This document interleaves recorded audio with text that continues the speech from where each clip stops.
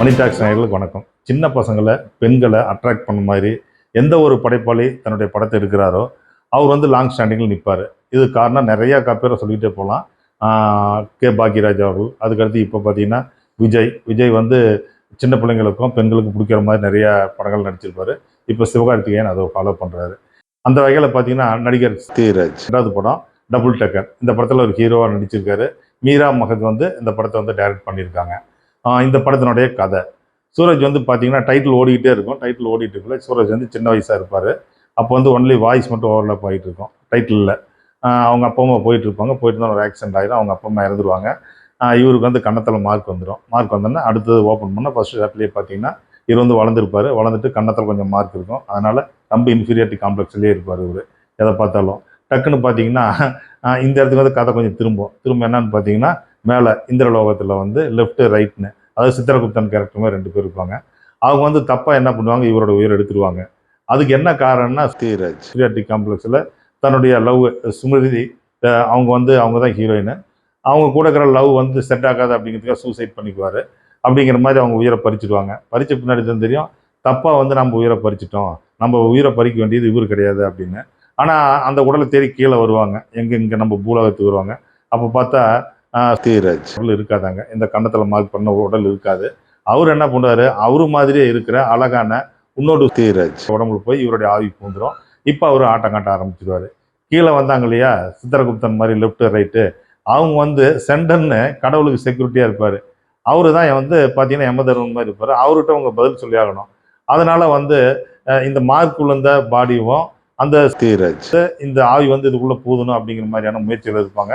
அதுக்கடுத்து இவருடைய காதல், நிறைய குழப்பங்கள் இதெல்லாம் இருக்குது. இதெல்லாம் எப்படி தீர்ந்தது அல்லது தீர முடியலையா அப்படிங்கிறது அந்த படத்தினுடைய கதையை. ஸோ இந்த படத்தில் பார்த்தீங்கன்னா, நான் ஏற்கனவே சொன்ன மாதிரி ஹீரோவுக்கு இது 2வது படம். இந்த படத்தில் இவருடைய டான்ஸ் மட்டுமே ரொம்ப நல்லா இருக்குது. அடுத்தது பார்த்தீங்கன்னா, இவருடைய பெர்ஃபார்மன்ஸ் வந்து பெஸ்ட்டாக பண்ணணும்னு முயற்சி பண்ணியிருக்காரு. ஆனால் அதுக்கு எந்த சீனுமே வந்து கோஆப்ரேட் பண்ணவே இல்லை.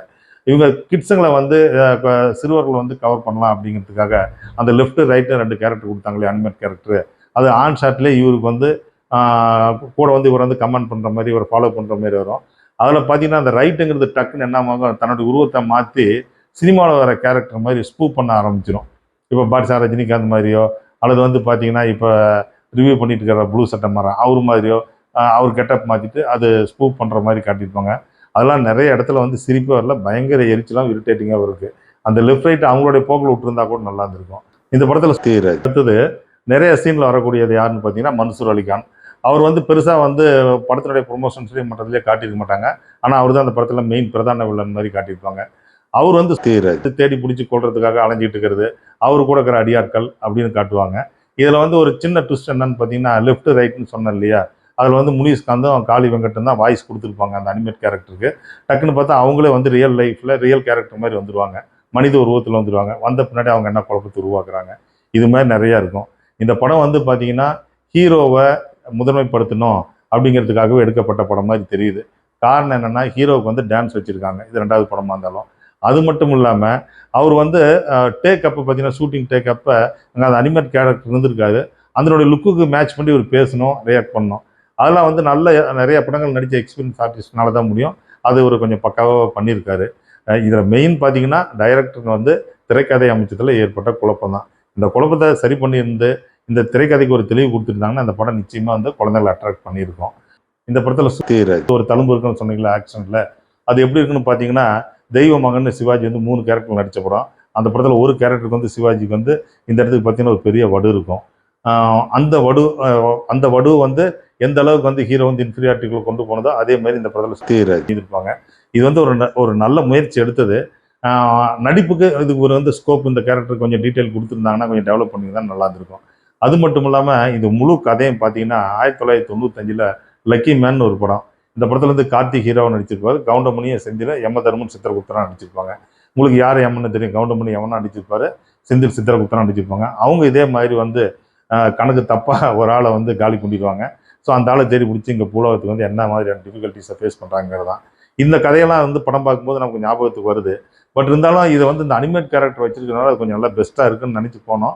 அந்த அனிமேட் கேரக்டர்லேயே வந்து ஒரு கேரக்டரை வந்து கொஞ்சம் ஸ்பூப் பண்ணி கொஞ்சம் காலி பண்ணிட்டாங்க. இதெல்லாம் கொஞ்சம் சரி பண்ணி இருந்திருக்கலாம். இந்த படத்தினுடைய மியூசிக் டைரக்டர் வந்து வித்யாசாகர். அவர் வந்து வழக்கம் போல் வந்து அவர் எப்பயும் மெலோடி நல்லா போடுவார், அதே மாதிரி போட்டிருக்காரு. ஒரு டான்ஸு சாங்க்கு ஹீரோ ஆடுற மாதிரி அதுக்கு மியூசிக் நல்லா பண்ணியிருக்காரு.